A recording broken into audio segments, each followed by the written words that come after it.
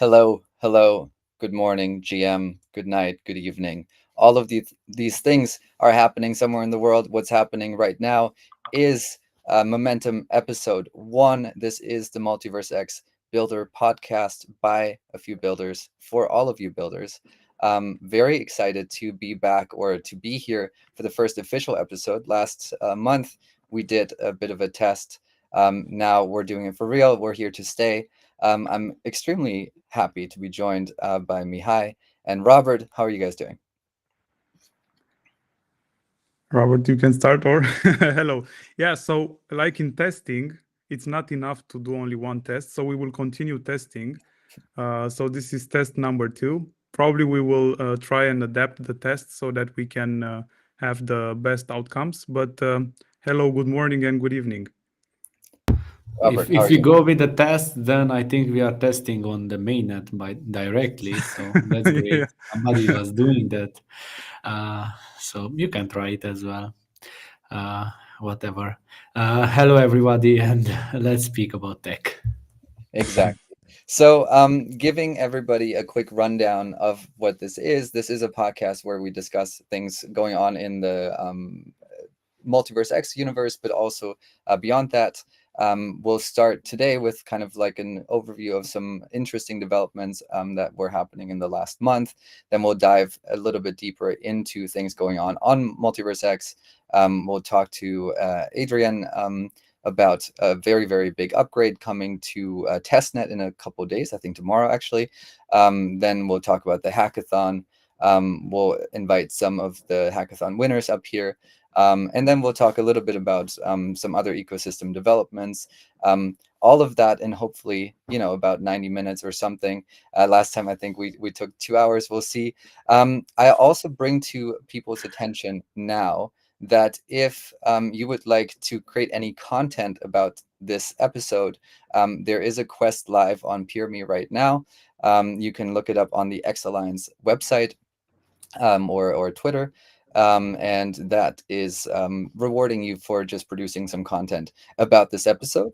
And yeah, that is how we're going to start. I think first on the agenda is something that I thought was very interesting, and this is going to like general tech developments. There's an article that was floating around about 2 weeks ago or so that was about ChatGPT gone rogue, pretending that it was a human or like a sentient AI, sorry, stuck in a machine. Maybe Mihai, you can catch us up on what that was, and what the implications might be.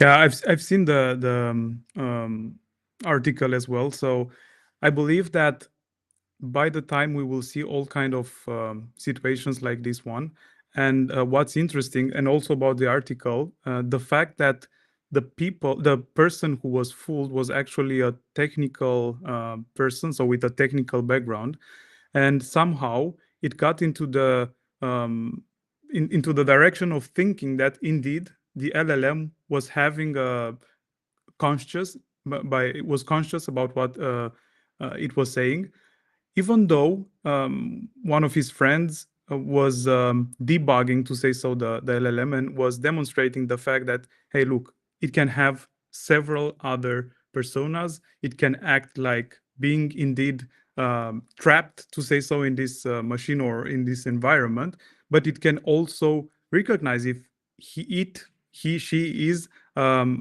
trapped or not. Now, in order to understand these kind of situations, you would have to um, be very AI native, to say so.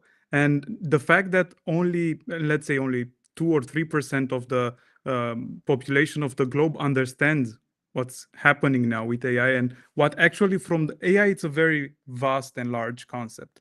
But what we are playing with is actually the LLM. I mean, not only, but in general, the end users, or in general, the people, the consumers are using and consuming LLMs. And if they don't understand the technology behind of it, they can fall to these kind of traps. And how it's, I think we are just in the beginning, where lots of scams and lots of very strange situations for us will happen, and somehow we have to be prepared and to train, to learn, teach others not to fall in that trap.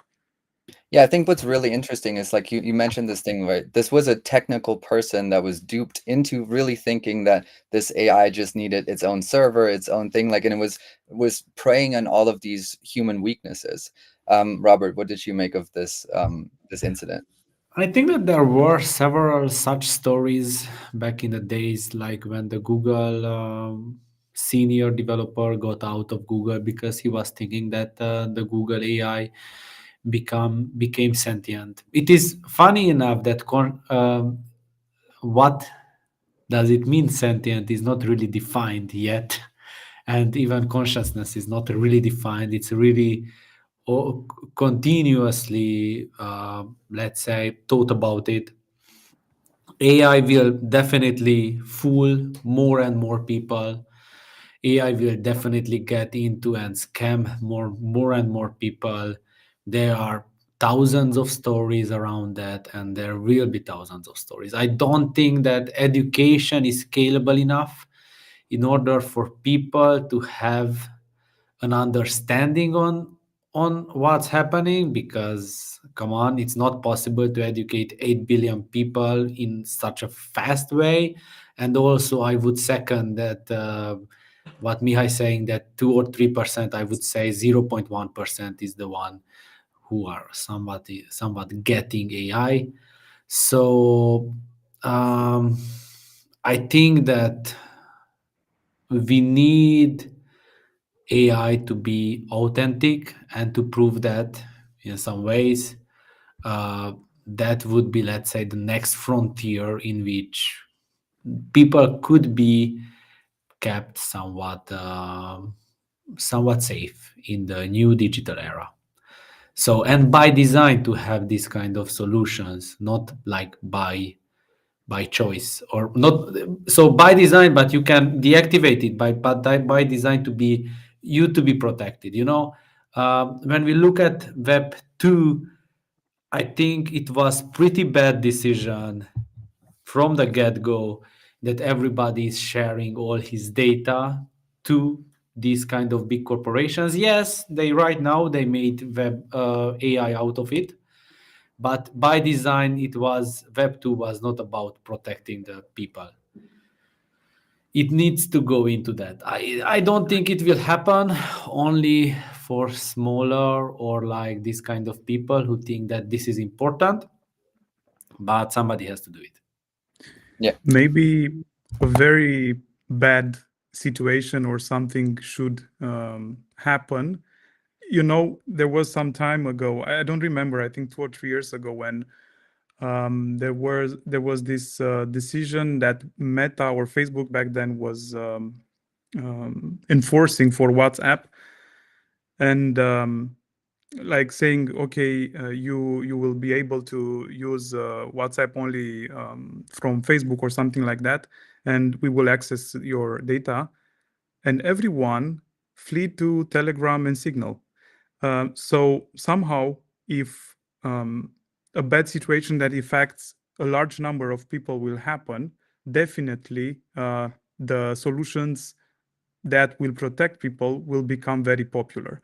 And what's very important for everyone to understand is the fact that those solutions are in development. So everyone and lots of companies are developing all kind of tools and services and features to protect the majority of users from malicious AI. I have a hot take on that because, like, I think Snowden is an interesting example, right? Where huge scandal broke and but nothing really changed. On the other hand, right? That's a huge government overreach that was specifically like explained over months in really like detailed journalistic ways and never really had an impact. So there's a counterexample, and I want to talk about a little bit more government overreach in our next example too. Something interesting that happened just a week ago or so in Turkey.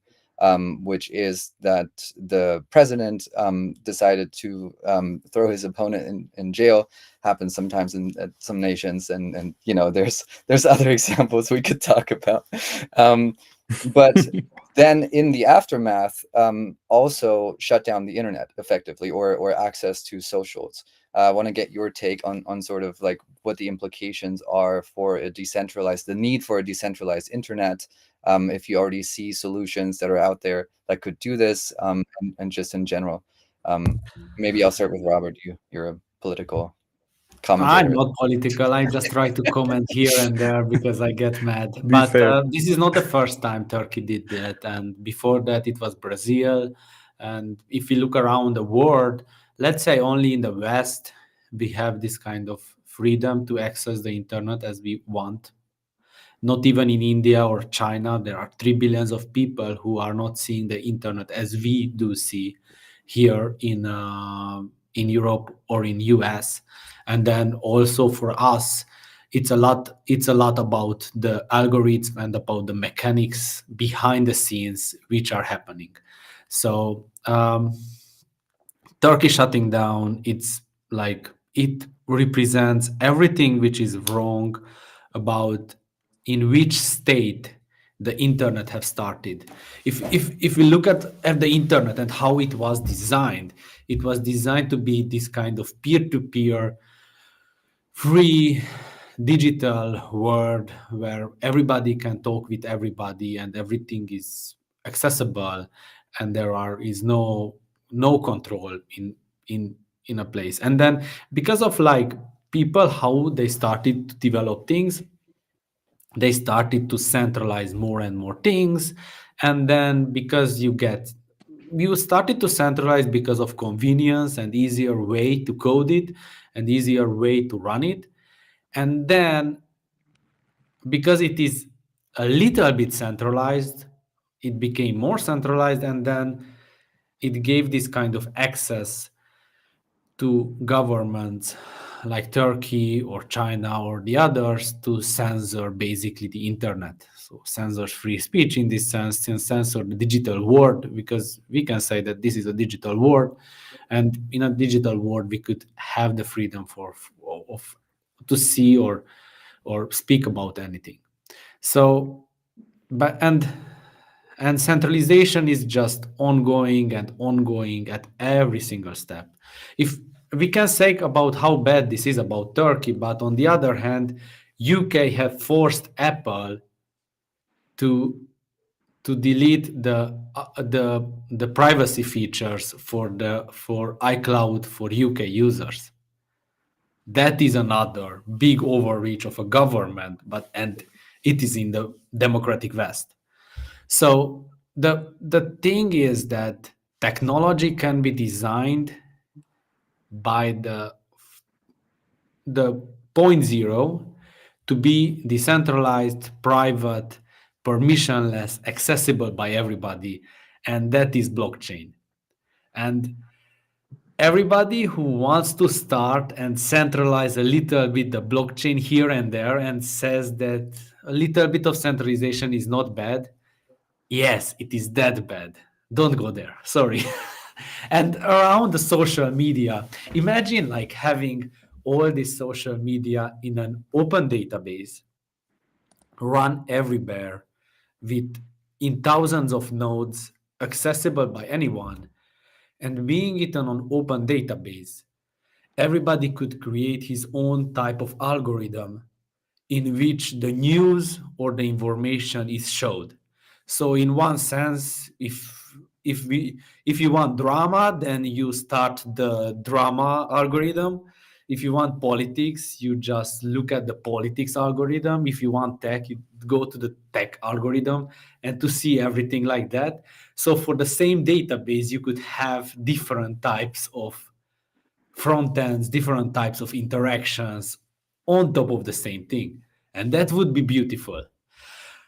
But it needs like a lot of time to develop. But again, no for centralization, go all in for decentralization, because otherwise you will have all kinds of countries which because of that one central point somewhere in the flow, they can just tap into that and block access.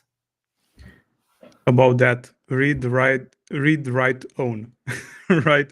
Just because somehow it goes into the direction that Robert says, where so and what's happening with Turkey, let's say somehow restricting the access to the internet or to some things of the internet. If we go to the read, write, own principles, it actually stops the access to your own propriety.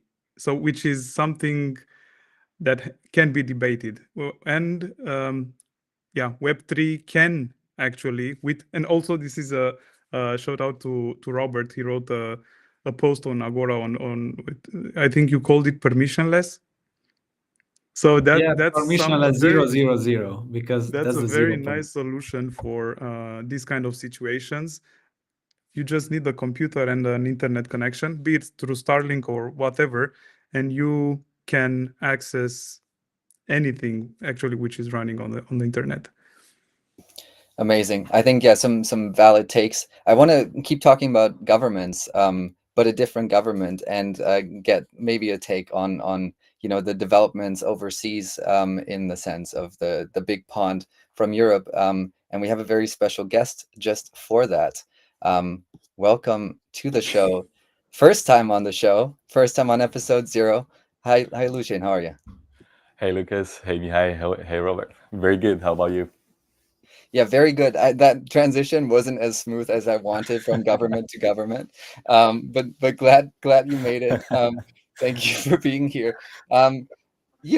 Just want to give you a few minutes to perhaps talk about like what's going on in the U.S. I know you're currently in New York City, if I'm not mistaken, and how you see the developments over there. Obviously, some very big shifts happening in momentum, if you will.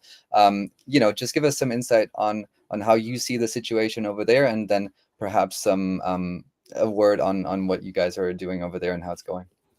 Yeah, definitely. So again, big congrats for taking the initiative, and I think this kind of podcast and content is very much needed for the entire Web3 space, especially knowing that if there's one thing that will improve the entire I would say quality of the ecosystem is through education. So this is, I think, why we're here, and big congrats to that.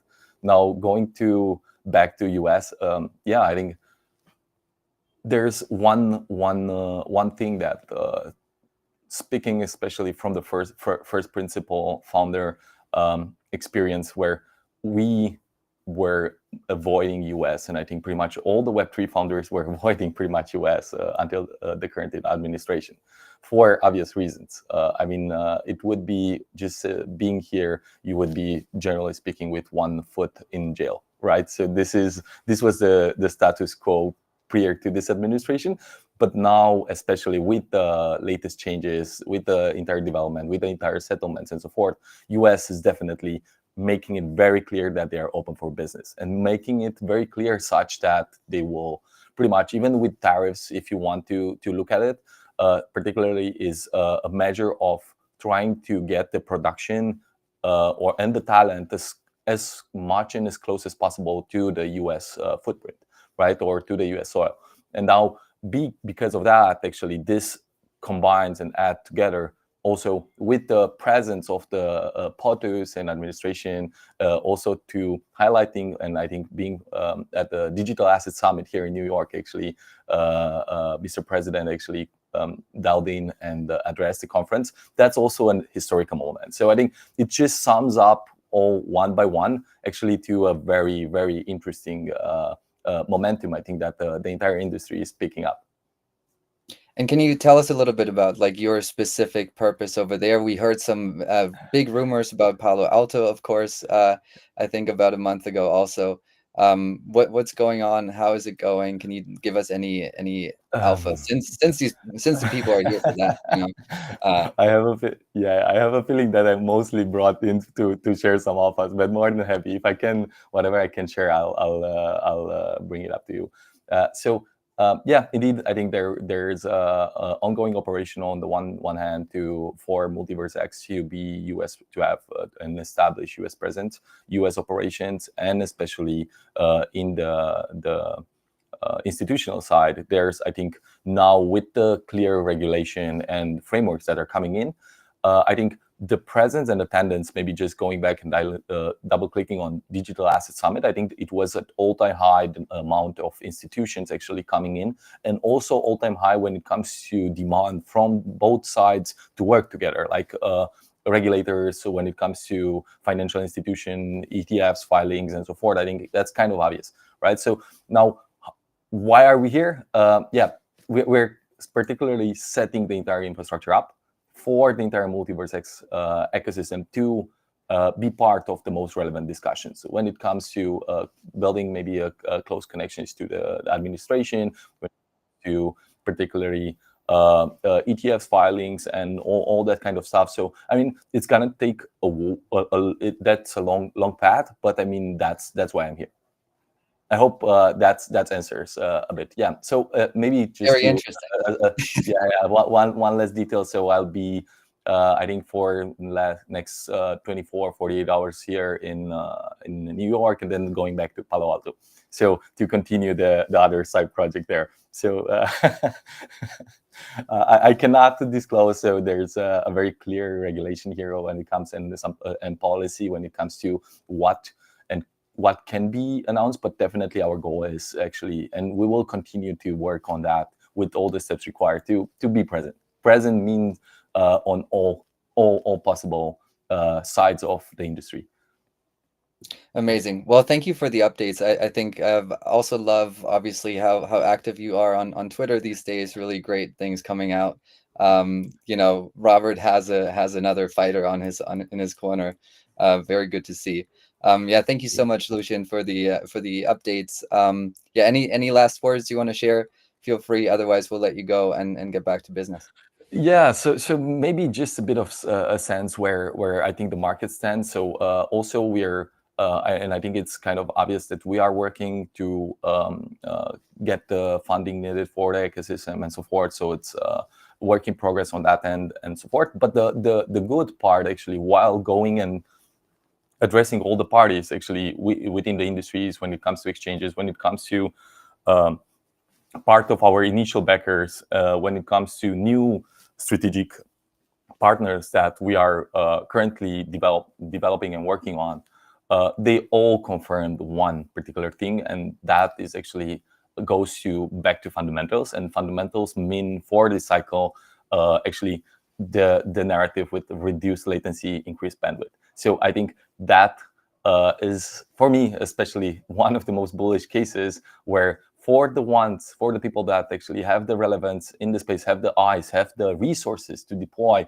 this is something that gets them very excited, gets us very excited, and I think it's progressing very good. So I think regardless of the times, regardless of the weather, builder is gonna build, and there's a progress to everything. Don't judge yourself. And this is also for me.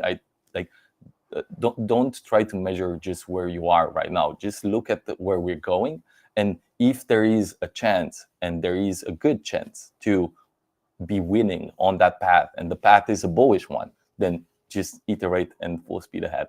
This is, I think, my sole message for all the builders. Amazing. Well, we'll let you get back to exactly that. Thank you so much for joining us, Lucian. Best of luck, and keep us updated on all the channels. Yeah. Thank you very much. Pleasure having you, me. Thank you. Talk soon. Next, we have a little bit one less topic that Robert is burning to address.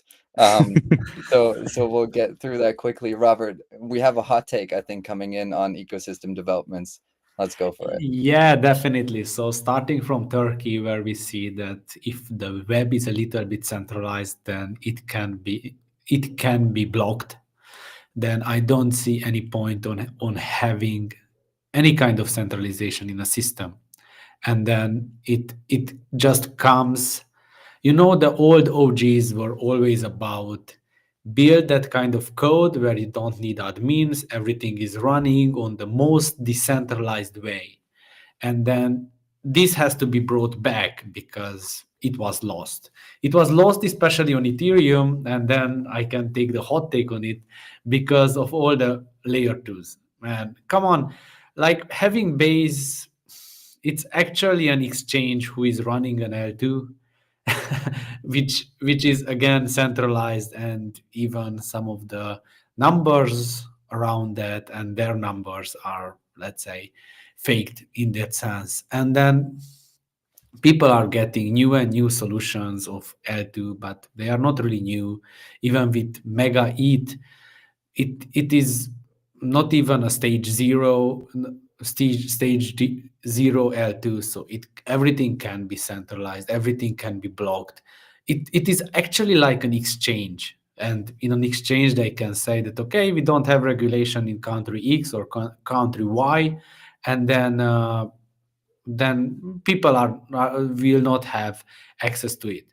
So we have to stop, or the industry has to stop about this kind of getting centralized solutions and go back to have the code by design and the whole architecture by design to be non-attackable, non-blocking, always permissionless, always open for everybody. And that's why, let's say, the permissionless 000 standard is so important, because if you have a blockchain network with thousands of nodes, and then the user can access any kind of application on that blockchain through one of those nodes, he will definitely have access to one of those nodes. You cannot close all of those, because you can actually deploy it in that country, and then you have access to it. You can deploy multiples of it, and then everybody can have this kind of enjoyment of the true web, which is decentralized. And whether it seems like it doesn't bring that the people are not interested in, I think I would challenge that, because institutions, the Trump administration, and everybody who is looking at the blockchain technology, they are looking for decentralization first. They will not get into any kind of system where some super admin can upgrade a contract or do whatever, stuff like that. They will go only to the most decentralized ones and use that, nothing else. So in the long term, this is what brings the true value through Web3. And then, sorry for getting my hot take on the latest development of around Ethereum or around the Ethereum ecosystem, even with Hyperliquid, where, let's say, because of somebody was manipulating the perpetual market, they just decided to delist it, the token. I would argue that listing that token should not have happened before. So let's say a DAO should approve a listing of a token only after it gets, let's say, it is at least 6 months old or 1 year old. It has a big distribution, a big liquidity pool, and all other stuff. And only then to list it. And then you have your perpetuals nice. But like these kinds of unlisting, it's actually like a checks, like a centralized exchange. Yeah, I think some valid points in there. Not gonna get into the whole discussion of it, because we have another special guest here to talk about some developments, also towards decentralization, scratch everything I said before, toward decentralization, while keeping things on minimum spec machines, with a very, very, very big upgrade coming in. Welcome to the show, Adrian. How are you? Hi. Thanks for having me on the first episode. Hopefully, it will not be the last I'm coming to. Hopefully you keep shipping so we can have you back. Yeah. Great to be here. So we want to, of course, talk about something very specific, which is the launch soon tomorrow, about all of the governance going on and everything there. Tell us a little bit about what you've been cooking and what we can expect over the next days, I guess tomorrow with the testnet coming on, what the changes are. Give us a broad overview, maybe first in layman's terms, easy to understand, like broadly speaking, what the community can expect, and then maybe we'll get into some tech details with Mihai and Robert asking some more questions that I wouldn't know how to ask. All right. Yeah. So as you said, we are planning tomorrow to go on the public testnet. Initially, we wanted to push it today, but we still have some tests that have not finalized, but will be probably finalized by tomorrow morning. So the plan is to push this upgrade, the Andromeda upgrade, to the public testnet tomorrow. Have some validation in the wild to see that all our concepts are working properly. Also, when other users interact with it, not just us behind the the closed doors, as some people used to say. Uh, we have worked as hard as we could to make sure that the quality is high, that we have covered all the edge cases that we could think of. We have developed a lot of new tools to help us testing it. And finally, we have a high confidence that it's working as expected. And yeah, this is why we're moving it to the public testnet. What to expect next? It will be for some days on the public testnet. We're trying to see how it handles volumes from users. We'll also generate some volumes ourselves. We'll check all the metrics to see how the network behaves, see that it's still in the expected parameters, and if there is nothing weird happening, not outside of the expected metrics, then we should be ready to move to mainnet as well. What has changed with this new upgrade is we are now faster. So all the transactions that users send to the network, they will see the feedback twice as fast as they used to see it before. So we have cut the latency, as Lucian said previously, increased bandwidth, decreased latency. We have cut the latency in half. It is also much more simpler. The consensus, we had to redesign the consensus in order to decrease this latency, and now it's much more simpler and even more secure than before. Also, the cross-shard operations, for those as well, we have decreased the latency. It's halved as well. And it also helps us with cross-chain communication. So interacting with other chains, it will help integrations to be simpler due to the changes we have done in Andromeda. Yeah. There are also a lot of building blocks that we have added and concepts that we have added into Andromeda that will be building blocks as well for the next, let's say, latency focused and bandwidth focused release, which is Supernova.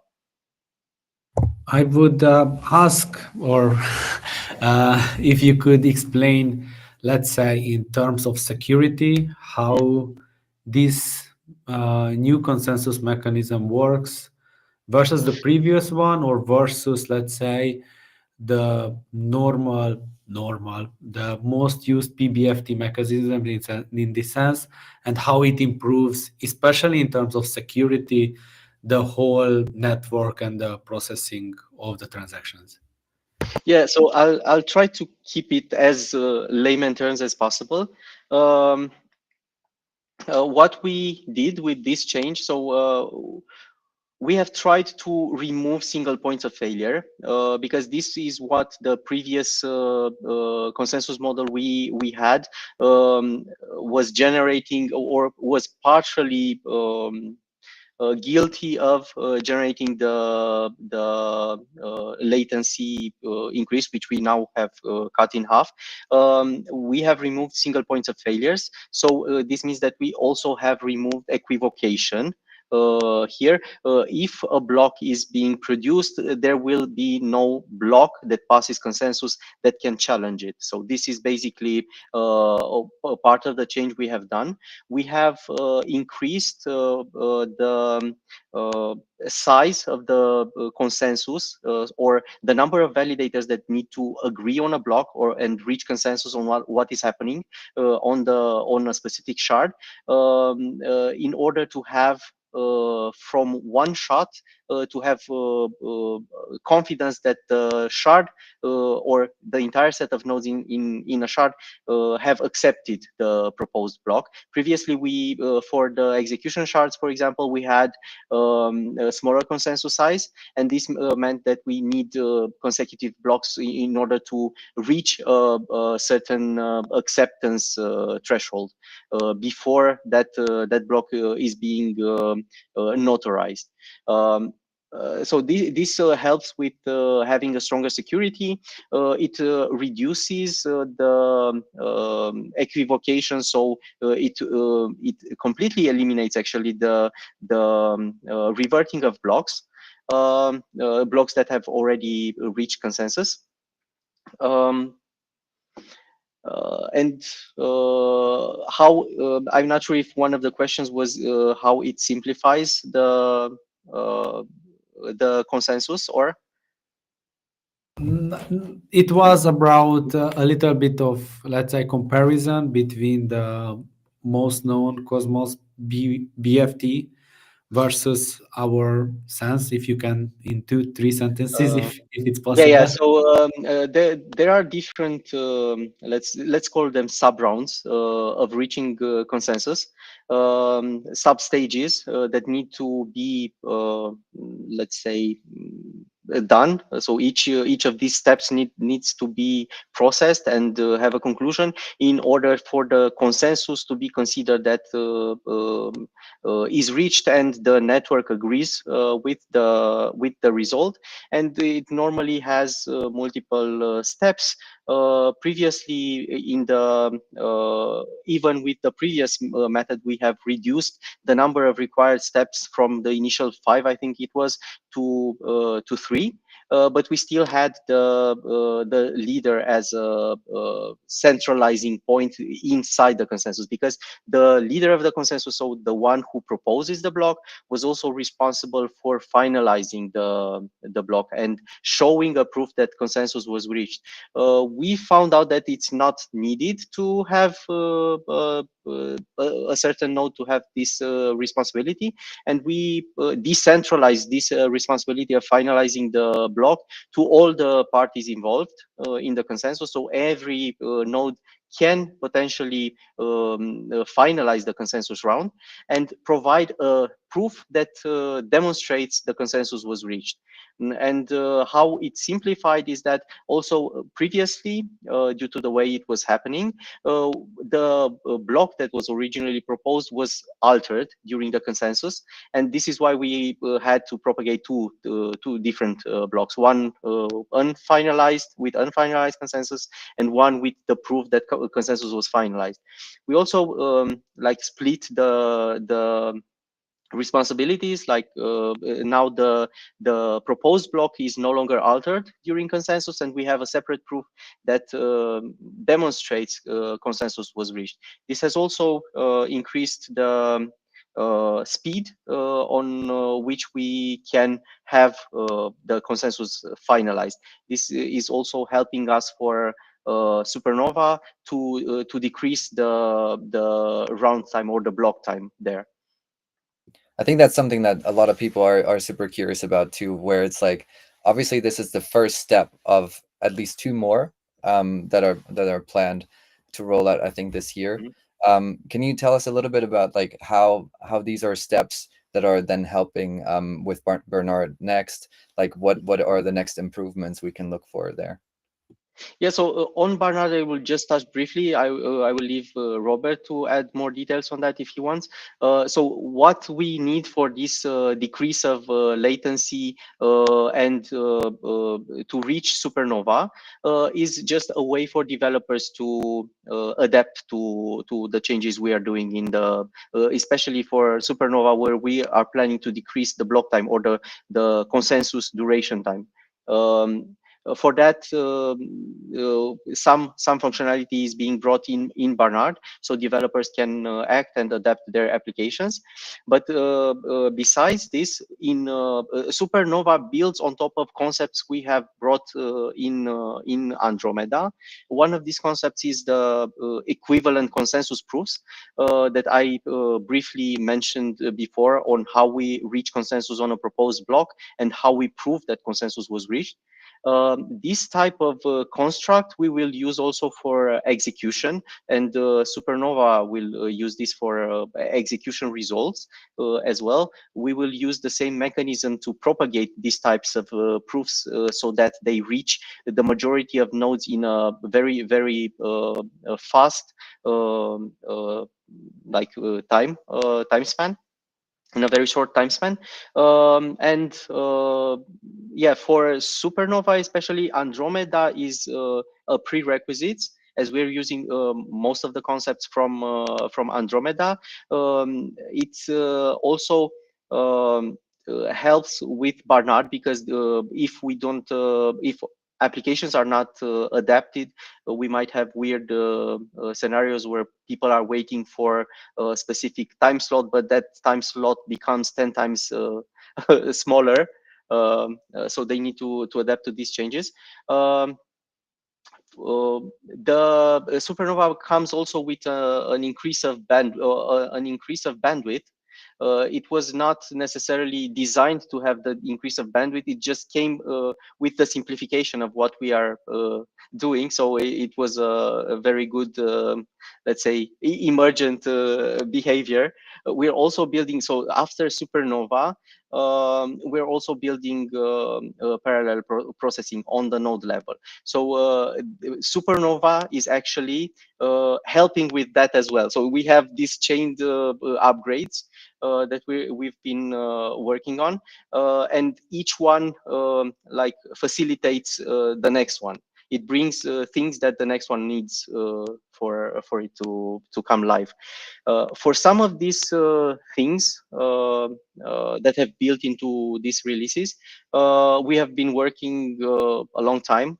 Even Andromeda, we have started. We've checked like when was the first commit that entered into Andromeda, and it was 2 years ago. So we have started. Unfortunately, it was not the only focus. So we had different things that we were working on, and our focus was in multiple places. This is why we did not come faster with this.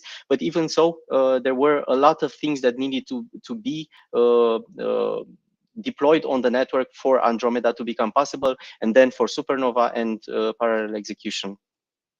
Amazing. I'll throw the next couple of things, just quick things to Mihai here. Next steps in Supernova, sorry, Bernard. No, let's not get too excited. Are tomorrow is testnet, and then we have governance. Do you want to just lay out the next steps and how things are going to roll out, and then we'll talk about Bernard a little bit more. Yeah. So we tried to synchronize, to say so, the testnet upgrade with the governance call for vote, just because we consider that it's very important for everyone to vote knowing what they are voting. That's why we will try to have them started together, like tomorrow, and afterwards trying to invite validators and also users to test the new upgrade, the new binary on the testnet, to try all kind of scenarios that we probably did not think about, and see how the chain reacts to it. This is hopefully not the last one, but the voting before the last one, just because for Bernard we are going to again vote in an off-chain manner. even though the voting is going to be on chain, but actually we have the governance contract, the fix for the governance contract ready for Barnard, and it will go on chain with Barnard. So hopefully, let's say probably 2 or 3 months if everything goes right. But what comes with Barnard, that's on Rob, as Adrian already mentioned. Just because the code is ready for Barnard, we are just testing it like crazy and also reviewing a lot of code. And oh yes, Barnard, it was developed in parallel with Andromeda.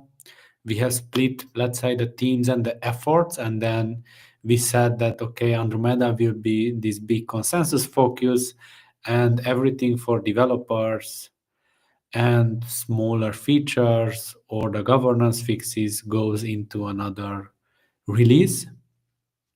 And then that was Barnard. So we had time after Speaker release was done, somewhere in September, we started to push towards Barnard, multiple features for developers, especially at the VM level, a set of new opcodes, what Adrian have mentioned as well, in sense of timestamps and rounds and epoch timestamp and epoch start blocks, so people can make their applications dependent on those and not on fixed runtime like 6 seconds. And then when let's say Andromeda goes out and Barnard goes out, we are preparing tutorials and explanations on how the code is needed to be changed for applications, especially DeFi applications, starting from X Exchange. Here, that will be one of the first things. I suppose that after the mainnet, we have the Andromeda on the mainnet. We are making the final merge to Barnard, then the final testing and penetration testing and performance testing for 2-3 weeks, and then it goes to mainnet.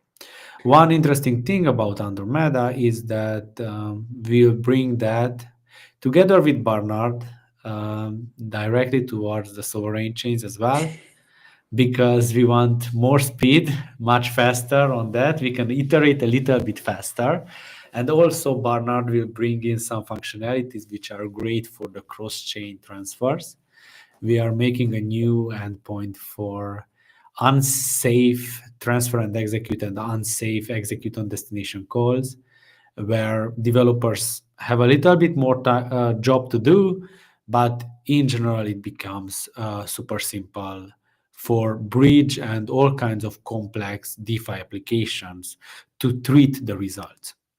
And then, like, the good news don't stop necessarily here for developers, as somewhere after Supernova very fast, we are bringing ZK libraries into the virtual machine for developers, and we are also bringing asynchronous calls v3 to the VM.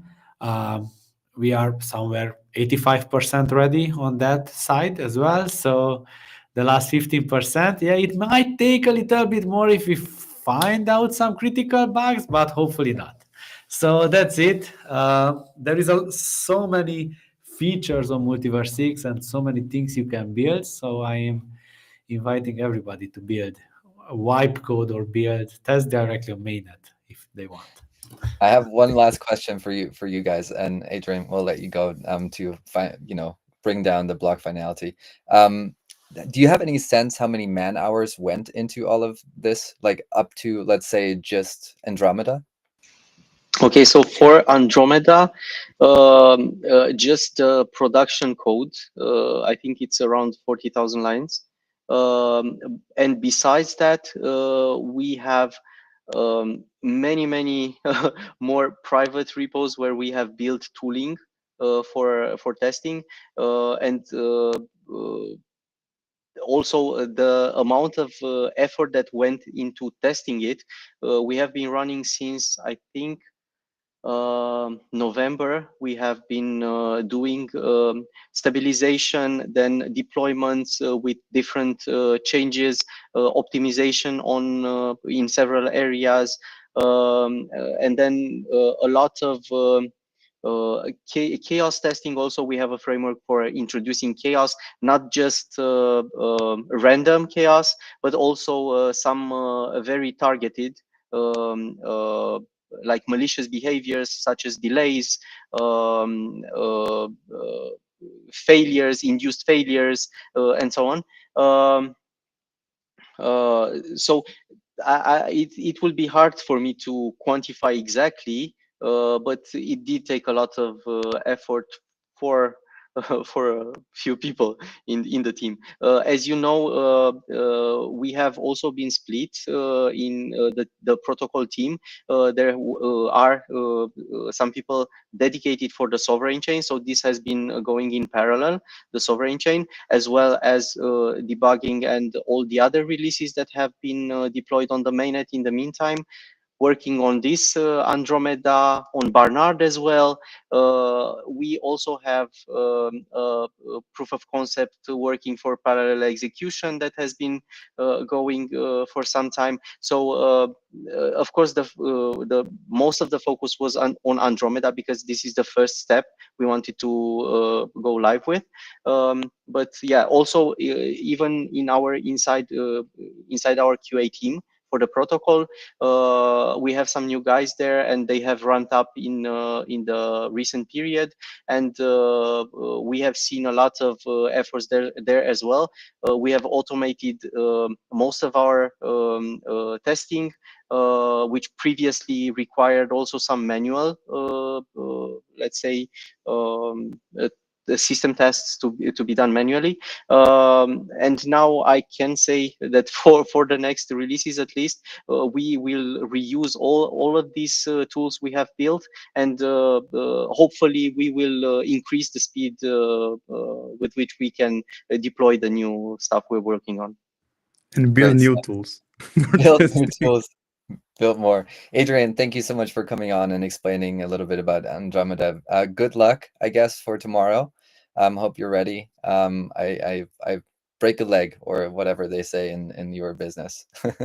Yeah, thanks a lot. Thanks for being here. Break the Mihai, testnet. I think, like, one thing, do you know the engineering hours that went into it? Just because it started 2 or 3 years ago, I think it's very hard to measure every hour. But if I will go through our spreadsheets, probably in 10 minutes I can provide you an answer for Yeah, that. that'd be super interesting. And I'm also super curious, this, like, AI testing AI must be testing a lot of contracts now for you, and this is also going to be our next topic, AI, everything about AI. This is still mAIrch March with AI themes, right? Like, we had the hackathon conclusion, and this is our next topic. Let's talk about the hackathon. I'll see if I can bring up the slides for it, and yeah, introduce us to the Megawave Hackathon, how it went, maybe some takeaways, and then we'll have one of the winners on next. What the hackathon? It's probably, let's call it like that. We tried to approach hackathons in a different way. We had some concepts on the table, and then we thought, okay, what would fit perfectly for AI? And then we looked through what others were doing, just to compare, not to be very special, just because when it's too different, people will probably be scared, and we don't want that. But what we've added was the demo day, and this is the change that actually brought a lot of dynamism and a lot of change for the participants and also for the judges. We had more than 300 participants. They submitted more than 140 projects, or how they are calling them, biddles. It's very hard for me to pronounce it, but it sounds interesting. Out of which we accepted 40, just because not all of them were respecting the rules.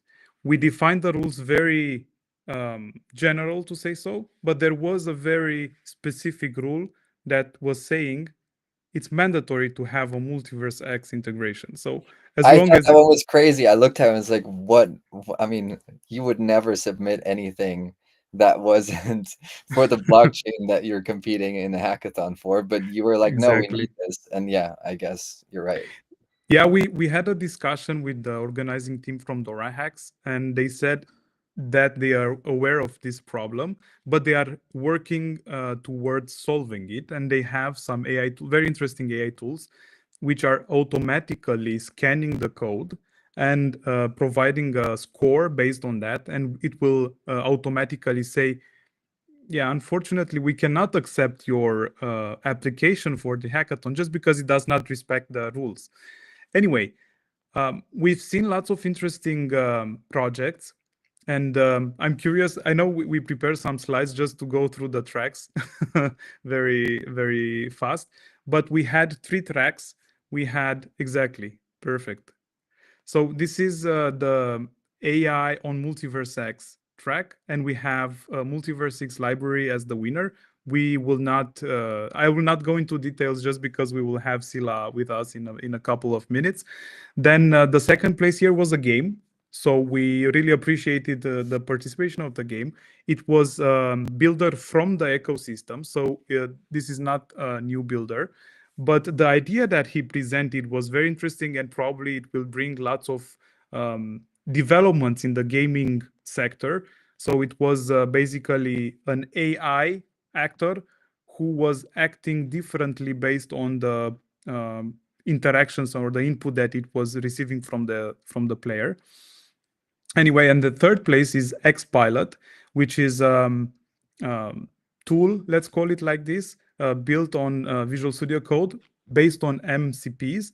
And MCPs is a very trending word to say so. We are building a lot on MCPs lately, and we are experimenting a lot also with general use cases, but also with very specific use cases for builders. And this is what we also are discussing with XPilot, just because, as I was mentioning 1 month ago, and I'm going to say it again, it's very important for us, the post-hackathon activity. So we are in close touch with every winner and also with any participant of the AI hackathon, just because we believe that it's very important to have a running product deployed to production, so that you, in this manner, you interact a lot with what really having a product on the mainnet means. Yeah, and for that, I think we have Sylla with us. Yes, we have the winner himself.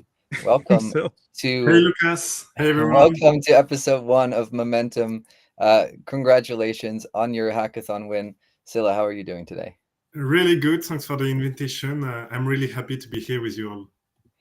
I mean, I want to talk about your story a little bit, right? Because you've been in the ecosystem for quite a while, and you've only recently really started to delve into coding deeply, and you weren't only involved in actually the product that you won with, but the second place NPC you also had a hand in. So take us back to your start on MultiverseX.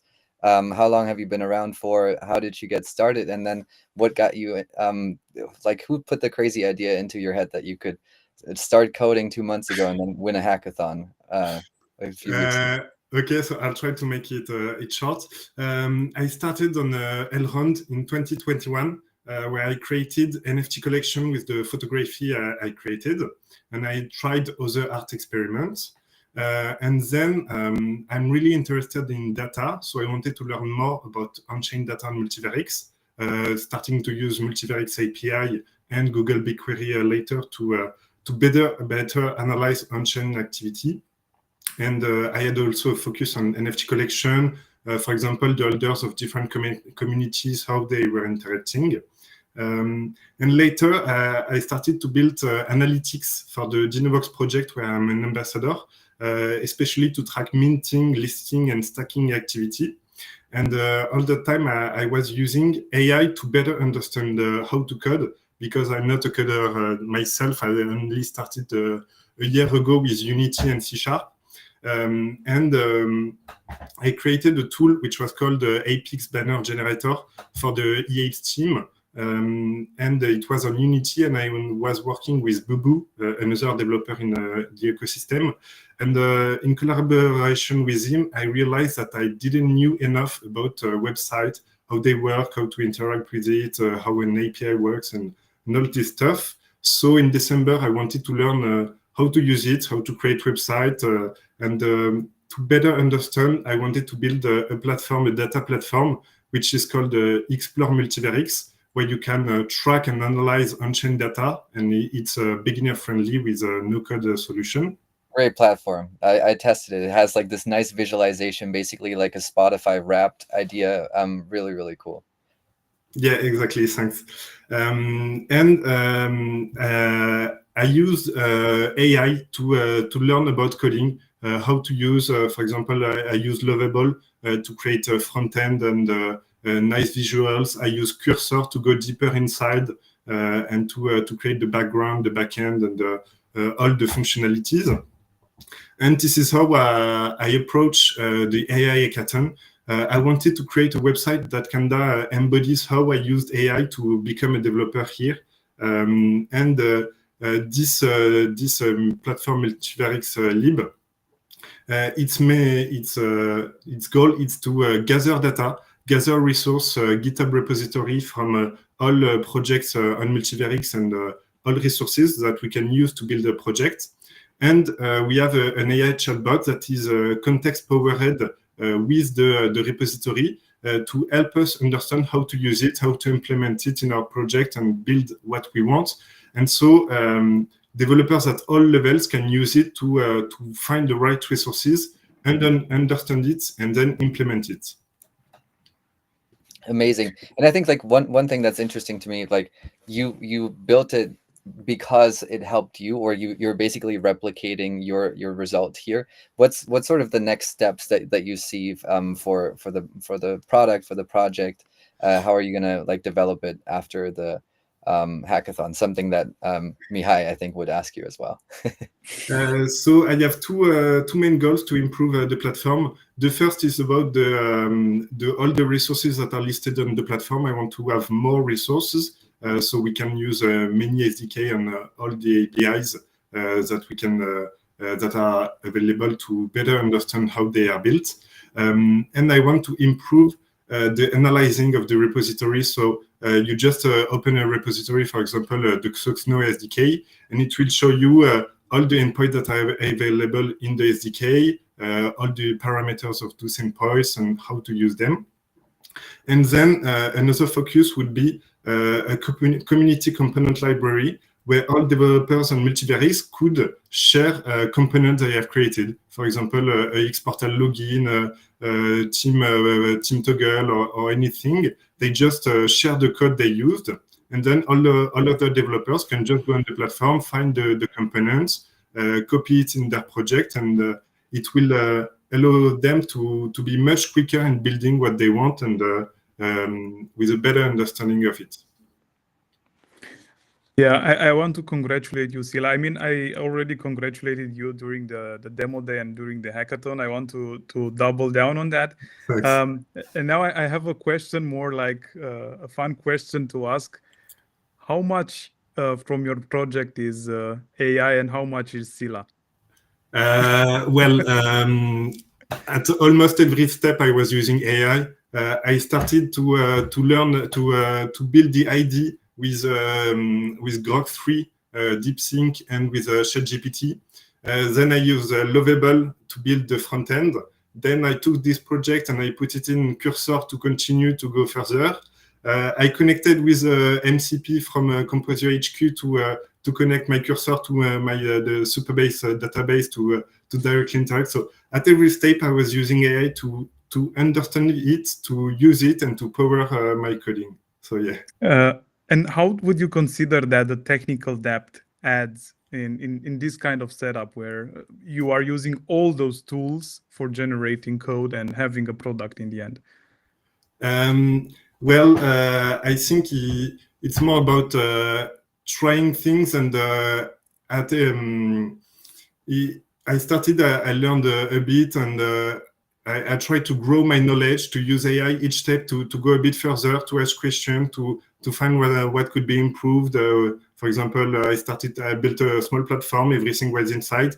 Then how to create a front end, a back end, then how to connect to the blockchain, then how to connect MCP. And every time I try to learn one thing and go further, how I can go deeper than that and grow my knowledge. So AI won't be the only solution for me to build, but I know what I want to do, and AI will help me be faster in coding it. Yeah. So I think we are going to have quite an experience developing on MultiverseX, and not only, but in the industry itself. And I really want to discuss about this and about vibe coding in general. I think anyone can become developers now, because, for example, me, I only started learning about HTML since December.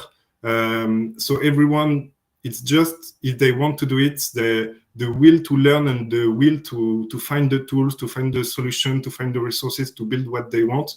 It all depends on them. Yeah. Great. I think that's a great takeaway. Sylla, I mean, really amazing story.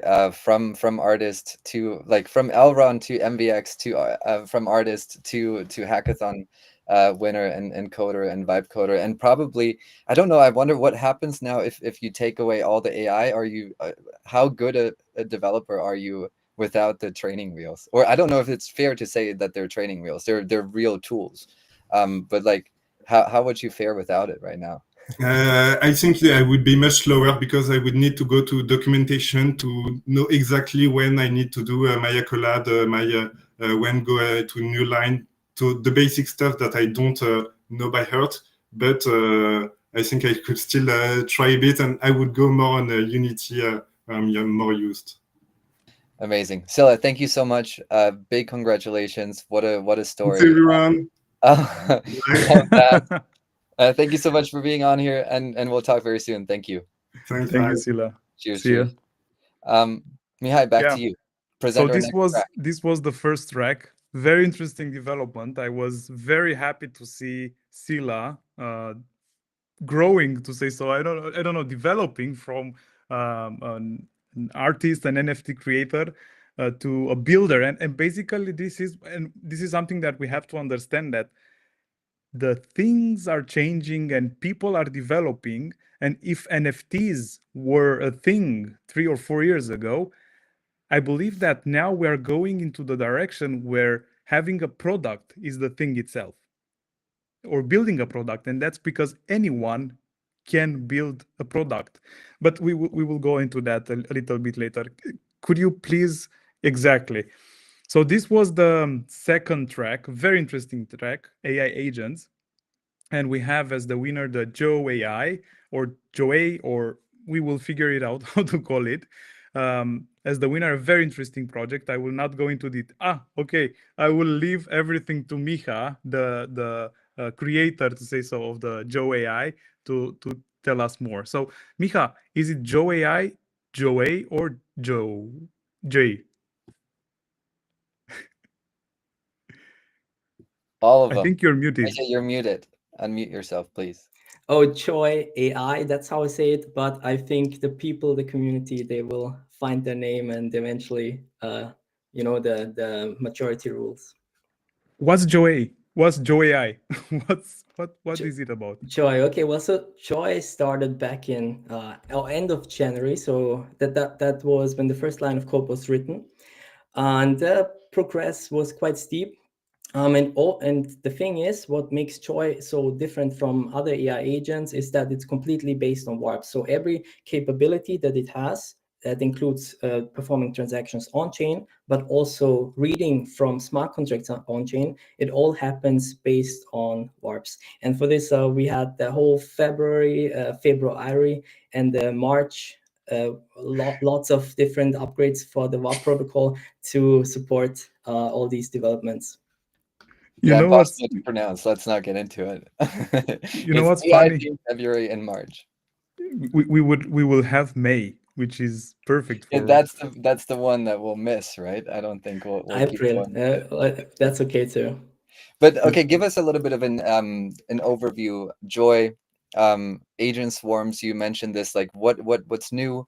You mentioned the integration of warps, the protocol. I know there is a DAO function. Like, what is the general idea? Like, what problems are we solving with this project? Like, what was maybe the initial idea for it, and how do you plan on developing it further? Well, the initial idea was definitely experimentation. That's how it all started. How can we expand the warp protocol, use it ourselves, the whole dog fooding kind of concept where you use your own products to make it better. And it turns out we had the conversation back in December, I think, with Mihai also, where we said, hey, how can warp support AI agents? And it turns out, as we kept developing warps and did a lot of experiments, that it actually is a super powerful tool. And I listened in before. Also need to say super bullish on all the protocol advancements, and super bullish to see you also all in the office. I think it's 9 your time almost, 9 p.m. At PM. And I listened in and I heard a lot of the MCP concept. And there's we could talk hours about this. And MCP is the model context protocol. Is basically, it gives a wide range of tools to an AI, because an LLM, an AI is basically, it predicts text output, but it cannot really perform actions by itself. Like, it cannot browse the internet, it cannot run code. It has tools like a search engine functionality to interact to use search engines. Basically, it has a code interpreter to run code. And for AI to actually be useful in the real world, we have to connect it and give it all the tools possible. And I believe blockchain is a bridge between real world, virtual worlds, metaverses, AI, and humans. And with this bridge, as this bridge, AI has to be able to perform anything on the blockchain. This is how Joy AI started.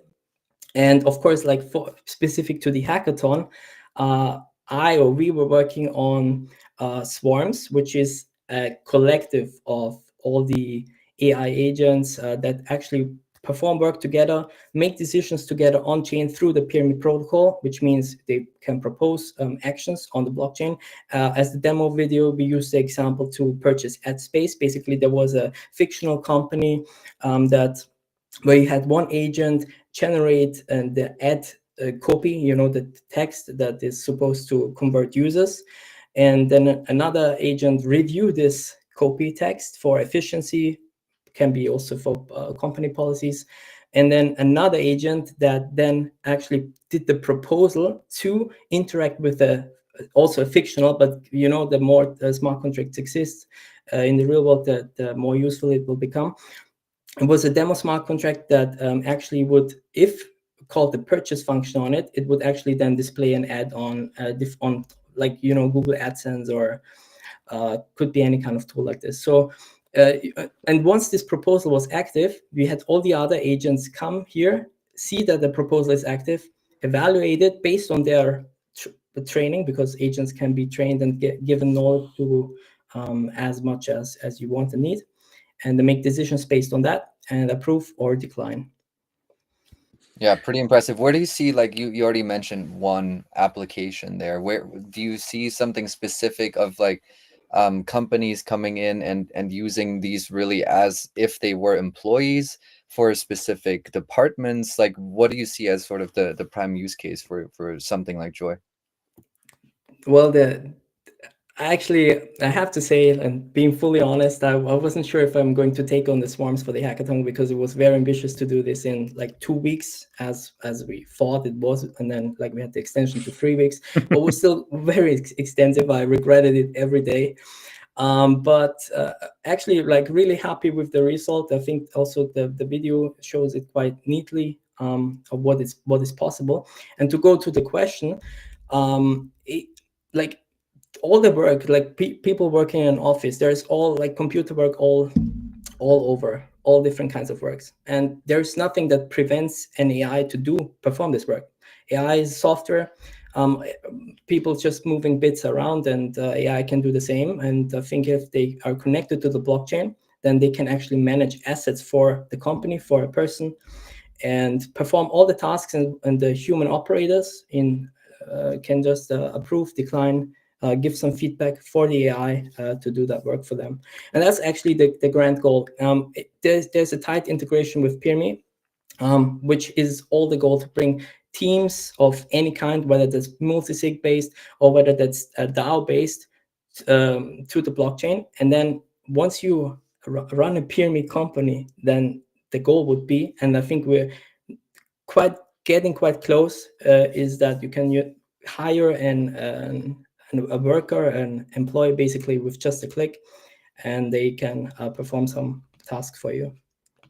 I think one last question, like next couple of steps for Joy, just in one or two sentences, and then we have another track that you can probably speak to, so we'll keep you on for another minute. Sure thing. No, just give us a quick Joy, like your next couple of steps or something, what your future development is looking like. So the next step for Joy is definitely not to immediately release this one protocol. I think the biggest challenge is to get things stable and reliable. There are good results, but you want things to be, like, you don't want the hallucinations to be reduced, so that there is nothing performed that the user doesn't want to, because we have like different modes. We have manual approval modes, we have autonomous mode, which is some node in Cursor, for example, it's called the YOLO mode, where it just performs steps by itself, if you like high risk. But of course, these things, as AI improves, as Joy AI improves, as there's more guardrails, all this is going to improve. And the first step will be, of course, to have like individual agents that can perform work to you. And as they get stable, then we're going to move over to warps. To swarms. Well, since you're talking about them, let's talk about the next track. Mihai, give us an intro, and then maybe Micha has a word or two to say about that. I just want to say also the other winners of the previous track. Yes, so we have Laika, which is again, so for the second place we have Laika, which is a project built by a community member, El Pulpo, if you know Mr. Pulpo. Shout out, Chris. A very interesting AI agent based on ELIZA. He added new actions that could interact with Atom or X Exchange, which was very interesting. So anyone who wants to build on top of that can freely do it. And then we have HiveX, which is another version of lower version of Swarms, which was thought about being deployed multi-chain. Then on the third track, which is Warp, so we had a track only for warps, the protocol that Micha developed. If you could change the slide, Mr. Lukas Seel, thank you very much. We have one-click warp, which is the winner of the track. If Micha or Lukas would like to add on top of that, just because, so X Alliance was the sponsor of the AI warps track. And during the demo day, probably I did not fully describe what demo day was. Demo day was, the purpose of demo day was to bring in front of the judges the most voted projects for being, let's say, seen in action. The judges had to vote which project they wanted to see. So it did not have any connection to the evaluation of the project, because they would probably, we had situations where the judges would say, okay, this project is 5 out of 10, but I really want to see it. And after seeing it, he changed his evaluation. We had this kind of situations. And the project in the demo day should have presented the way how the product, the platform, the application, the agent in some cases would act, and how it would work. we had judges from Alibaba, from Google, we had judges from Tada, we had judges from Skynet, from Animoca Brands. So it was quite a very, it was an interesting discussion. I'm curious how Micha saw the entire dynamic inside the demo day. Yeah, it was really smooth. I liked seeing all the other products that were built. I think like people had really good presentations, and yeah, of course, getting in front of judges from all of these industries and all of these companies is a bit nerve-wracking. You want to have like a really good presentation, and yeah, I think it was a great experience, and hope to see more of it. Great. And would you like to add something on the one-click warp and or any of the warps projects that were maybe let's take a step back and listeners? Micha, so Micha is behind warps, right? That is a protocol that is community development developed. It's something that X Alliance also helped launch with a small grant, but it's a great I think advancement and in what MVX can do, and also what blockchains can do in general, and then also what exists that's similar on other blockchains that may not be named on the show. But maybe, Micha, give us a quick intro, like what problem are warps solving, what are warps, and yeah, then maybe talk a little bit about the hackathon winners and how happy you were with this track that was dedicated to your protocol. Yeah, okay, so there's a lot to dive into. So first, was really happy to see, it was a great surprise to have warps being a separate track, an individual track. Because I really believe like warps can make a huge difference for the ecosystem. Like warps is this standard way of doing of instructions to perform a transaction, and this a warp can then be used via a simple link. You can share it with your friends, you can share it on social links, in private messages, but even in other integrations. We have new integrations coming up. I'm not sure like how much we can leak there, but I think Mihai mentioned it, so I'm going to say it's like part of the DeFi wallet, the browser extension, which is going to unwrap even warp, show it to you directly on the X feed. There's going to be more integrations like with virtual worlds. So each of the with the AI agents within Choice, so each of these integrations all feed of the single base of warps that we have. Like once you create a warp for a specific smart contract, then all of these integrations benefit from it.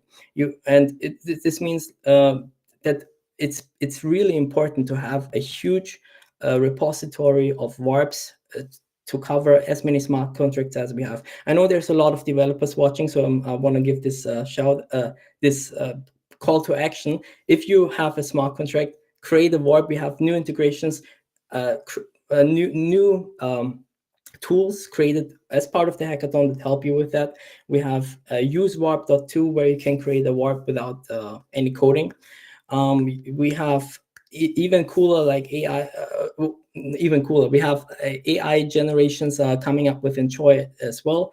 All of these tools are going to help you create warps, and once you create a warp, as said, it's going to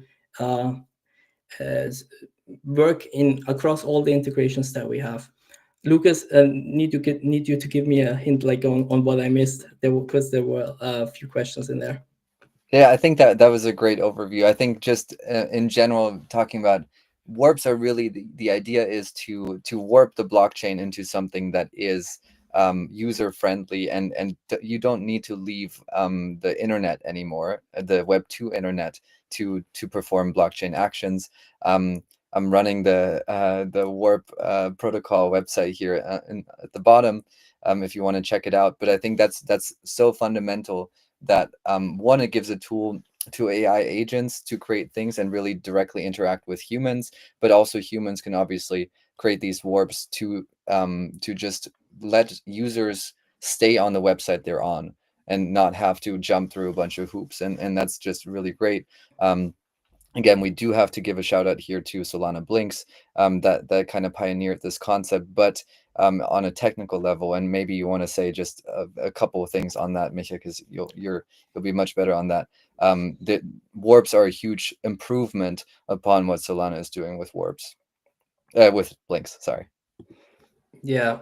So as with everything on MultiversX, we Robert talked about the permissionless -000 standard or what's upcoming, but as like it's all about putting things on chain, and warps emphasize on this, like they build on top of this, because with Blinks they're very server based, which means you have to run servers, which comes with costs, which comes with uptime and downtime. Like of course blockchains can go down too, but we're safe on MultiversX, so all good.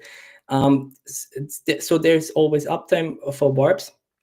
Also a cool thing is once the warp is created, it lives within a transaction in the transaction data, so it's immutable. It cannot be changed. Like you get what you see.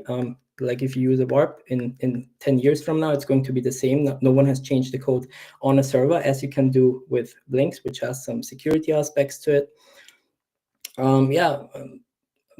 Probably missed some. There's a nice graphic. Maybe we can pull that up. That we have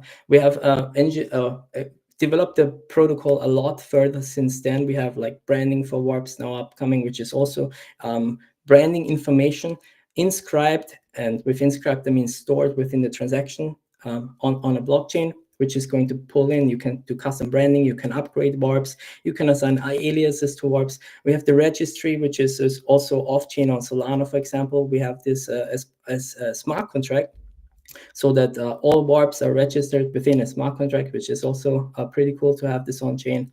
As we do in MultiverseX, I think I personally like how it has turned out.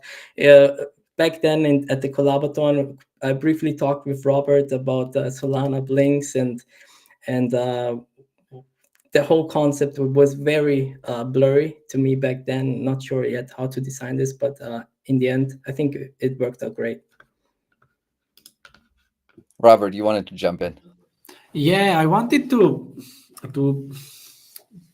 stress a little bit on the warps and how can the warps as a standard to be part of the standard of the whole MultiversX ecosystem, and what would be from your step?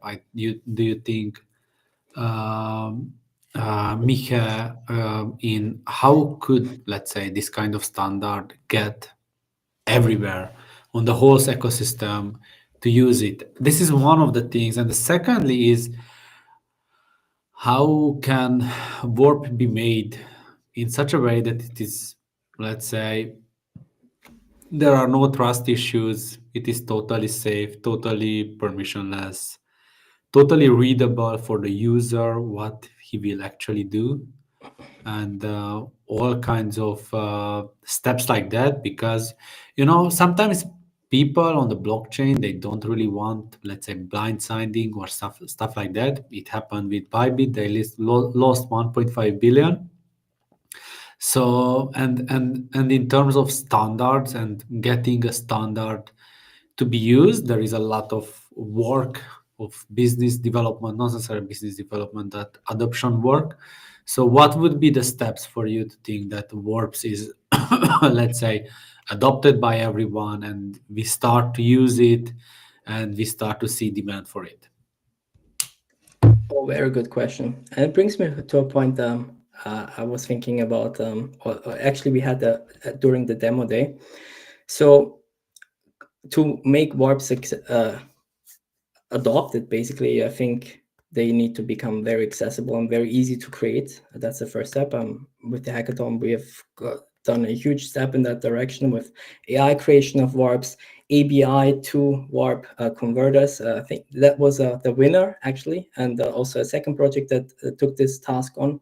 So ABI, for those who don't know, is like the definition file of how to interact with a smart contract. It's automatically generated when you code a smart contract, and you can translate this into a warp. And with some AI magic on top of it, which adds a nice title and description, you end up with a warp directly. So I think if we automate this, if we make this as simple as possible, then it will be then we will end up with a huge set of warps. And you can even go as far, I think, as of scanning the blockchain for newly deployed smart contracts. And AI maybe even decompiles that. This was the topic of the we had in the chat at the demo day. Decompiles the WASM bytecode that we have and generates a warp based on this. So that there's some magic there. I think in the end we will end up there. And second part for adoption is definitely also there. Like it has to get to the point where if you don't have a warp for your smart contract that you developed, then you will miss out on so many opportunities. And with opportunities, I mean people will not be able to use your smart contract with integrations, like for example a virtual world, a metaverse world. Cho AI and other AI agents won't be able to interact with your smart contract if you don't create a warp. So there's some pressure dynamics there too. And for the security, which was the second question, or it's a very deep dive, I think. There's like different dynamics that we can have, like trust status, some governance functionality which can assign trust status to as part of the registry to a warp, so that scam alerts and all this can be presented to the user. But of course security never ends, and warp is a community protocol. It's not just done by Vili, by us. So if any feedback is welcome, as we see new threats emerge, always of course trying to be looking into the future, seeing how we can prevent any issues. But of course, if there's anything from the MultiverseX team, anything from developers, anything from anyone really like who wants to participate, GitHub is everything is public. We have a group, and would love to see more people contribute to the protocol, because as said, I think it's going to be very useful to the ecosystem. Yeah, I'll just add here, this is fully open source. Anybody can jump in. These are very much some improvements through the hackathon that we just saw that that can be built on. Now it's very easy, I think, to create warps of different forms, even complicated ones. I do want to do one quick demonstration of it, and this is this is an interactive show, of course, right? Oh geez, where's the here it is. This is a warp. So everybody watching, you have however long this QR code stays up here. Scan that will warp you in for a proof of pod NFT. Anybody sending a tiny transaction to it will receive an exclusive NFT. So please go ahead and do that now. Maybe we'll share the link also if a couple minutes after the show. Leave it open for a little bit and then close that warp. But this is something, like you can literally just go on your phone. If you have Xportal installed, then it will be quite quick and should work hopefully flawlessly. Micha had about 3 minutes to code this, so I hope that everything worked out on that end. But yeah, this is two warps, and yeah, thank you so much, Micha, for all the work you did there, and yeah, great job. Can't emphasize enough how cool a development that is. So we'll see how it goes. I see Robert has some problems. Robert needs to jump into the web development himself. Before having Micha go, Yeah. I know Micha is a very hardcore developer. I would just have a question. Micha, how much are you using AI in your development activity lately? Let me quickly step in about the invalid QR code. I hope it's not there anymore. Maybe Lukas, you can bring it in. Don't use Xportal, that will connect the camera, but use the normal camera that you have. It will prompt you to open the website, which is usewarp.to. And regarding AI, I think like there's dangers of there's certain dangers, like if you only use AI and you as the developer have to gatekeep what the AI is able to merge into the code.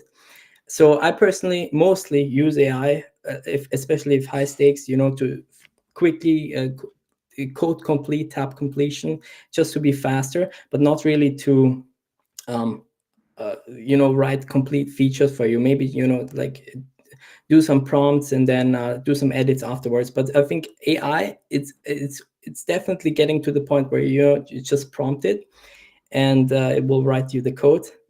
And yeah, but I don't think we're not quite there yet. So of course, be careful. There's a lot of developers are posting on X. I've wipe coded my whole app, and now I have to take it down because I'm not able to maintain it anymore. But of course, like things keep improving. I think it's definitely a thing, wipe coding, especially if you use it for side projects. Super cool, to create quick games and all this. And now my question to you, to Mihai, Robert, maybe Adrian also, if he's still here. When wipe coded Supernova? Maybe next month. Nah, Supernova, it's when you have this kind of super critical stuff, AI cannot really help you on that. On the super deterministic, super exact code, it's not there yet. It can help you a lot on test cases and building tests and creating tests and reviewing the code and everything around it, but for those super technical stuff, not yet. I'm glad you say this. Never. I don't want to see Supernova next month completely wipe coded. It's going to be quite dangerous. Micha, Yeah. thank you so much Thank for you, being Micha. here. Thank you for vibing with us. Even not vibe coding yet, perhaps, but that's certainly coming. That's also going to be our next topic. But yeah, congratulations on the amazing work that you do every day in the ecosystem. Congratulations on the hackathon win. Congratulations on birthing Warp's protocol, getting its own track even, and I think there was some great progress. Looking forward to seeing what is happening with Joy and PeerMe and everything else that you do next. Hopefully we'll have you back very soon. Thank you so much for being on. Thanks too. And yeah, enjoy the evening. Thanks, Micha. Mihai, back to you. Lukas, back to vibe coding. back to vibe coding. Yeah, it's not vibe talking, let's say like this. Robert was part of the judging of the hackathon. And What with you guys? I cannot hear you anymore. I can hear you, Robert, very well. Robert, you're here. Yeah, we can hear you. Anyway, so Robert was part of the judging or judges of the AI hackathon, and when he'll be back with the sound and everything, I just wanted to discuss a little about the fact that I think we had around 20% of the projects being built fully by AI tools, or in any way, AI in some way or some form. And we managed to figure out which code was generated just because parts of it did not make sense. And this is probably taking us into the subject of vibe coding. This is a term that probably, if you go and scroll the Twitter or technical papers and articles, you will see that it becomes a thing. And for those who do not know what vibe coding is, it's actually a new way of, I don't know if I can call it programming, but it's a new way of building or describing what you want another program to build for you, and you describe it in simple words, or let's say in English. I think I've read somewhere that in the future people will begin programming in the English programming language. Anyway, so you send those words, simple words, to the AI, and the AI will generate the code for you. It is very cool. Now, thinking that you are just using English or Romanian even as programming language, and it actually changes the focus from writing the code manually to just guiding an LLM or a tool into AI generating code. And what does this mean? It means that people who never wrote a line of code in their life will begin experimenting and building products or ideas. They will not be products ready for production. They will not be products for mass uses because end users are not safe. So end users, the people like us who are staying on the other side of the screen and looking at a product that a vibe coder created, is not safe. Why? Because first of all, the quality of the code is bad. If the product itself reaches a certain level, like 5,000 lines of code or even more, and you want to add extra complexity to it, the code is not optimal anymore and is not efficient anymore. And you have some bugs that you don't know about and you don't understand what's happening there. In general, the vibe coder, to say so, does not need to understand what's there, but for the safety of the user, of the end user, he has to understand that. And this takes us to the next point where it should raise huge security concerns, especially when we are talking about blockchain-related apps vibe coded, just because there are funds and value involved. AI-generated code could and will introduce lots of vulnerabilities if not properly vetted. And it will definitely raise privacy and security issues. And this is something that we experience today. We were looking through some product that was vibe coded, and we saw some very strange behavior. And we had to understand why was that happening. And let's say we have a programmer's background, so it took us a few minutes to understand what was happening there. But I'm thinking about someone who never wrote a line of code in their life. What will he do? Yeah. So I, the thing is that I had to challenge this. I get that challenge, AI yes. is helping us a lot, and it is great. And wipe coding actually started back in the 2000s when those cyberpunk people were wipe coding different types of 2D and 3D games, or when Yeah. Flash started and people were just starting and building games from in a few days because it was easy and simple. But in all of that, sometimes you have the creators, you have those people who have the ideas, but with the ideas, if they don't have the basic knowledge about programming, then they don't have the basic knowledge about how to prompt the AI to do the stuff it needs to do, because you don't have that kind of knowledge around you, so you must know a little bit around it. Yes, it makes it much easier to develop, to create, to be creative, and that's super nice.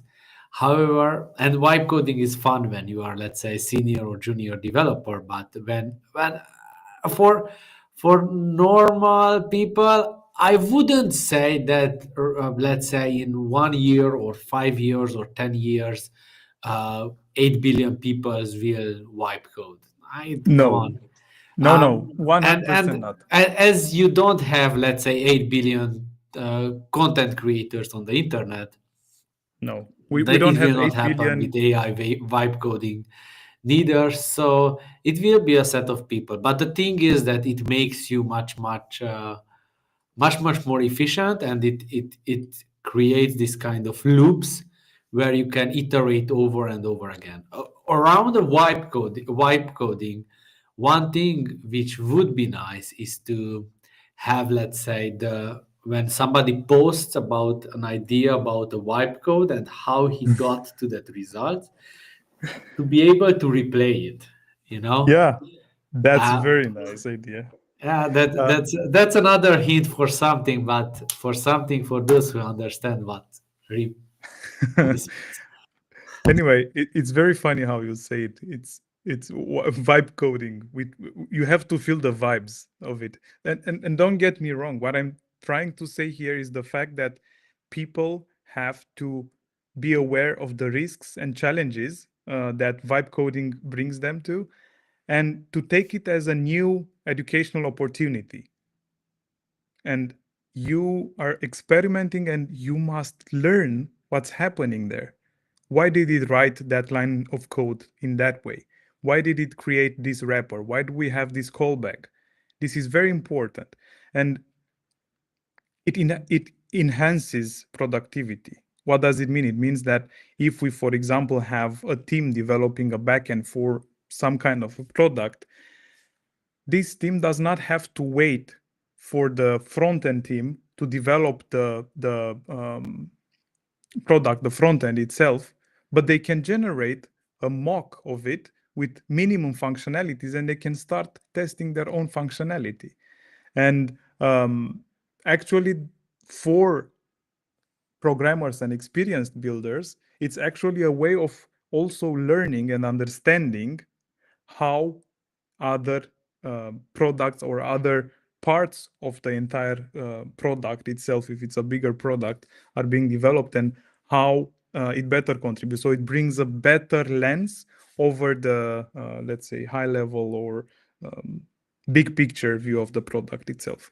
I have a question on that. How good of a learning tool would you say the vibe coding is? Like, I've never coded anything complex. I'm starting with the AI. Is this something that kind of stunts my growth because I heavily rely on it? Should I first go through a real, I don't know, Python course or something to at least have some basics and then jump into vibe coding? Or is it a cool idea to just start with the vibe coding and then get I all think that just reading a few tutorials and seeing how others are doing, then you start to get hang of it. It gets frustrated at the moment when you get the code, you start to run it, and then let's say the compiler or anything, Visual Studio Code or everything, it gives you hundreds of errors and you don't know where to look at it, and you will prompt the errors to the to the code who generated it, and it will still give you erroneous code. And because you don't know programming, you will not be able to fix it. But that's one of the things in this sense. But once you get the hang of it, and then you start to eliminate these basic issues, it makes pretty simple to iterate on your idea, whether it is feasible, it is okay, it would be used by others. It looks as cool in an app as it looked in your head. That's one interesting. And then you can directly start it on mainnet. Why not? Why then? Creating a special mainnet only for that. That's interesting. Anyway, so we had a colleague of ours, Anka. She never, as I see Alita in our chat is saying, she never wrote a line of code in her life. And I told her, hey, why won't you build a Flappy Pig game? And she did. And she said that it was so fun to do it. And it was so fun to play the game that she thought about, even though probably it was a suggestion that she envisioned how to design and what kind of effects and what kind of colors to use and so on. I believe that it will bring a lot of fun. And why not innovation? Just because people from other industries or other segments with different backgrounds and knowledge will start thinking about products and experimenting. But being dependent on AI, that's very wrong. And this is what I also said last time. And this is also as a response to your question, Lukas. I would suggest that first you will have to understand the basics, learn them. What's a variable? What's a, I don't know, a while loop? What's a for? What is for? It's not for like a number. That's for do, and what's a function and things like this. You definitely have to understand them before going deeper into building your product itself? I actually know the answer to all of these questions, I think. So I'm gonna start vibe coding. I already promised you that I would vibe code something, but maybe we'll do that on a on a different stream.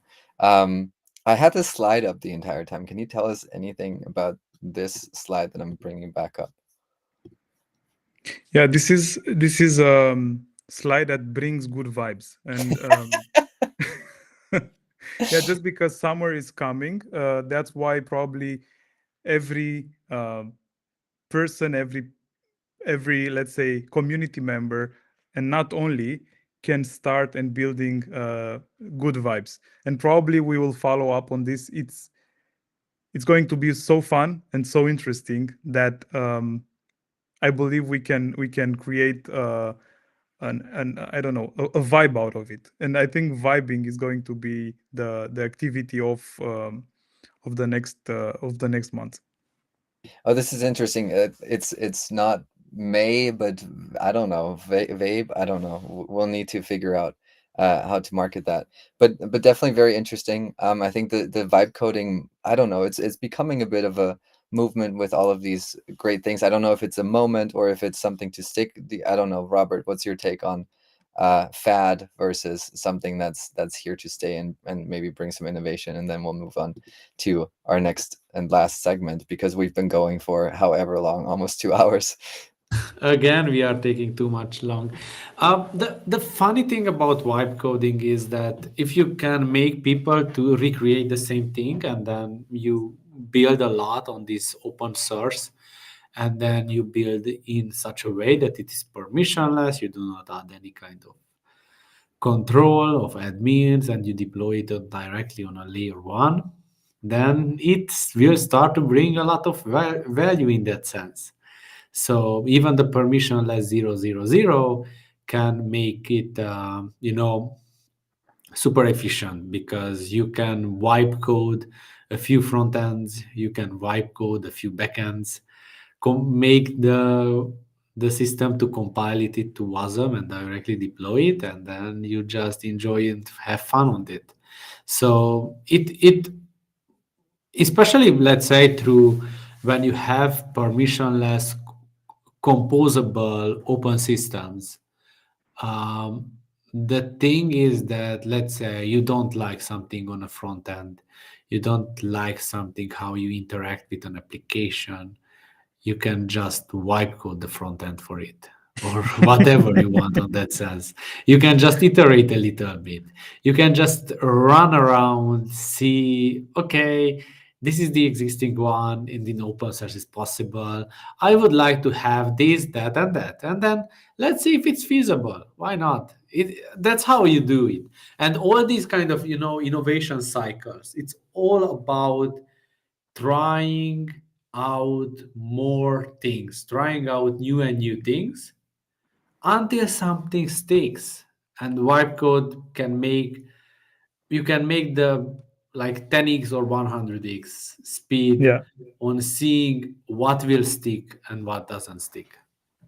Yeah, and the process is so simple. So you just have to choose an AI coding platform. Just because I see that Philip said something about Cursor. Yeah, you can use Cursor, Replit, Bolt, Lovable, Windsurf, so many. Then you just have to describe the idea. And here are there's so much content about how to describe the ideas in a better way, in a more descriptive way, in a more technical way, in a more artistic way, in a more vibe way, and so on. And then you just have to review the product that the AI generated, and then you just have to refine it and say, yeah, I don't know, decrease the padding in this area, move this. Uh, so for me, it would be probably easy to move this object somewhere, but I don't know how a person who never coded, probably this rectangle more to the left, or give me this circle. I don't know what shape and color. And then, very important, and this is probably which brought the most of the popularity to Replit, but nowadays also Cursor gives a lot of support on that, is deploying it, because that was a problem. So linking all those tools, and what kind of version I have to use here, what kind of wrapper I have to use here, how do I link my product to a database and things like this. Well, it's so much easier to do it with help, an assistant like Cursor. And it's even called Cursor agent or Replit agent. It's so much more easier to do it.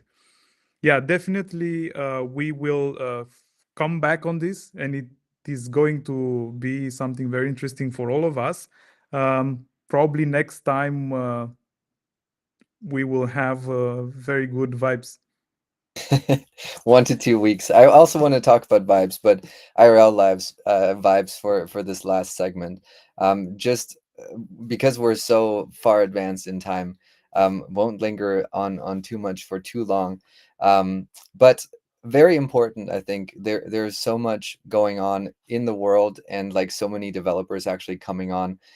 Just wanted to highlight sort of the outreach that has been going on for the past 6 months or so, with different hackathons in different countries, with an entire university actually attending.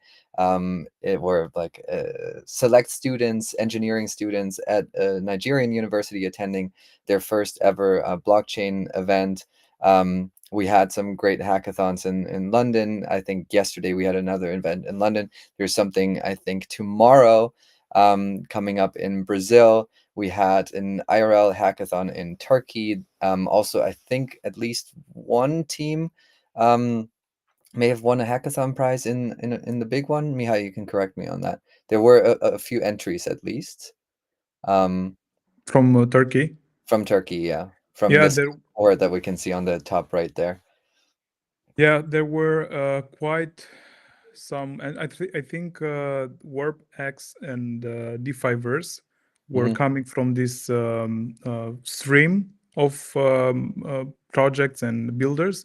So what we have seen is actually that through our initiatives from Turkey, with the help of Rising and Patika, and also going through them into Indian, let's say, communities of developers, we've seen that almost 20 or 25% of the participants at the hackathon were coming from that efforts. So if there are discussions about what's the outcome of all those initiatives that we have in the educational area and educational initiatives, well, the numbers will probably change in the near future, and the results will probably be visible in the midterm to long term, just because vibe coding a product, it's easy, and you can directly deploy it on mainnet, as Robert is suggesting so much on doing it. But building a good product, a solid one and a secure one on the mainnet, it takes a little more time. On DevNet, probably we will see lots of projects, but for having them on the mainnet and fully recommending them, it will probably take a little more time. Yeah, and it's just really to show like these developments are active, ongoing. There's a new partnership with NearX in Brazil that's also ongoing, quite similar organization to Ryzen, but just wanted to highlight, obviously Robert is active in one of these pictures himself. This was in Spain, so there's a lot of things going on at the moment, and just wanted to also show some real faces doing some real work. Bottom right, we would find at least one hackathon winner in there. And yeah, just good things going on, and this keeping this momentum and bringing this in. Also want to talk about a brand new initiative that we launched last week, which is the MVX Ambassador Program. Just quickly on the idea, and then maybe you can add a few things there, Mihai. This obviously was something that was planned for quite a long time. We went through different iterations of how to do it. Should it be an application process open to everyone? Should it be just a select group of people that already are doing like admin work if you want to? And like what kind of people are we looking for? And so right now, what we're starting with is 6 people in a pilot program, just seeing really what works. These are people that have been in the ecosystem, around the ecosystem for a long time, have really proven themselves. And there is an emphasis on building communities really on the ground. So they are geographically, strategically placed in Australia, in the US, in Europe, some outposts there. And that is going to expand from here on out. But we first want to really try to see what works. Because, you know, before we put 100, 1,000 ambassadors somewhere and have random application processes that are hard to oversee, we need to build best practices and see what really works. And this is exactly what this is designed to do.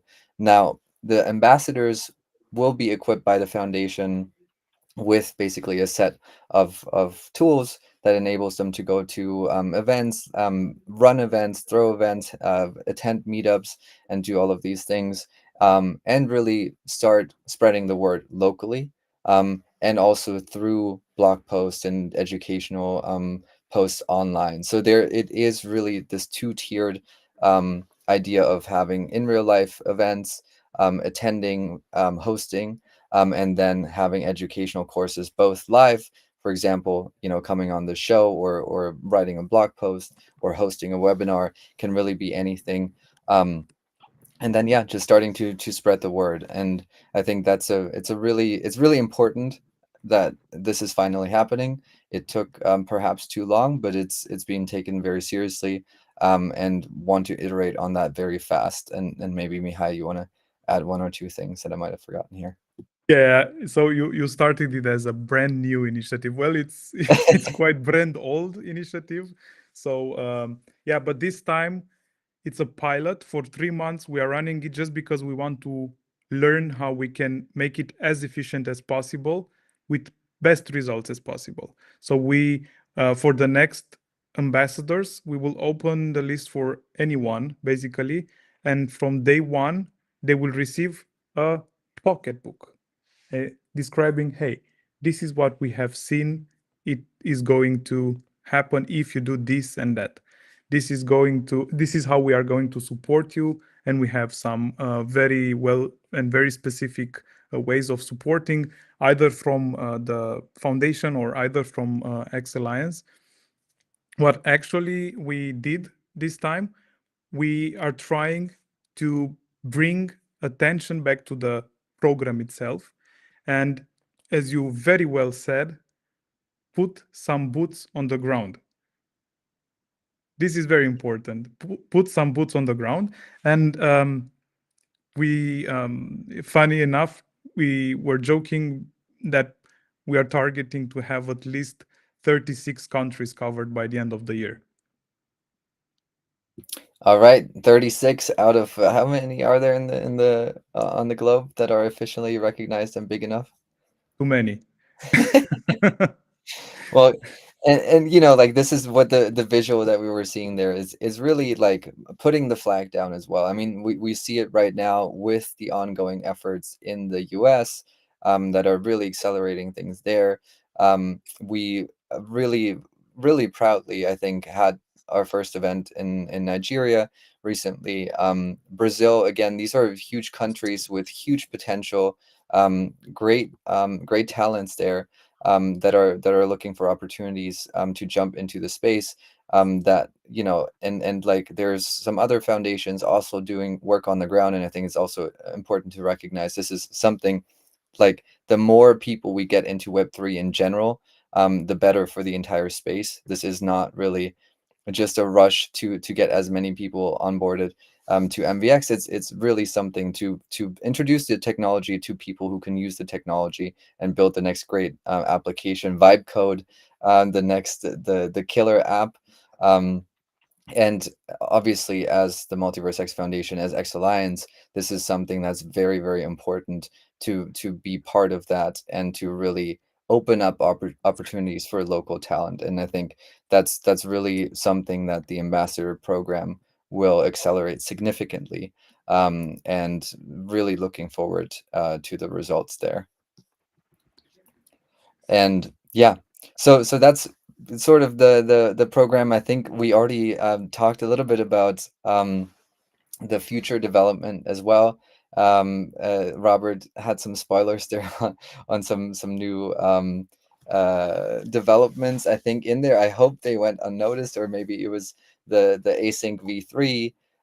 We may have something in terms of easing login functionalities. Maybe one of you guys wants to just give a quick teaser what we can expect there, if there's any new developments that we can tease here, because again, we've already taken about 2 hours here of I think that we have teased enough. We Okay. tested too much. We have to, let's say, do it in 1.5 hours and then keep it some much more shorter on everything. And that's it. We have one beautiful month ahead of us. In next month, we will have Andromeda live on the mainnet until the Momentum 2 starts. And we will see after that how much of the teased things are live and ready to be enjoyed by everybody. But So, by next time is on Andromeda on mainnet, you think? yeah, why? Yeah, Oh, definitely. okay, fine, great. Mihai, any closing thoughts here? Yeah, it's very important to notice that we are doing our best here into doing what we know best to have, and up until now, we believe that we have one of the best technologies out there. Life, as we are saying, 0 seconds downtime.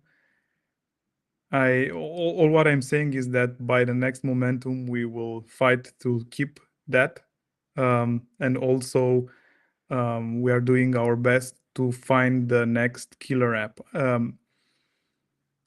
If not finding, but building, definitely the entire industry is moving from narratives around infrastructure, narratives around, and Robert did not have enough time to talk about L2s on Ethereum, but I know he would very much love Next to time. do that.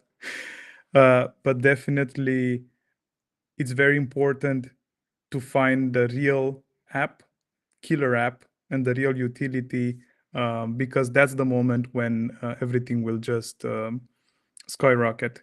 And here I'm just talking from utility, usability, and block space usage. Block space usage. This is like increase bandwidth, reduce latency, and also Exactly. increase block space usage. Yes. Gentlemen, thank you so much for taking the time to give teasers and real updates and everything in between, political thoughts and opinions.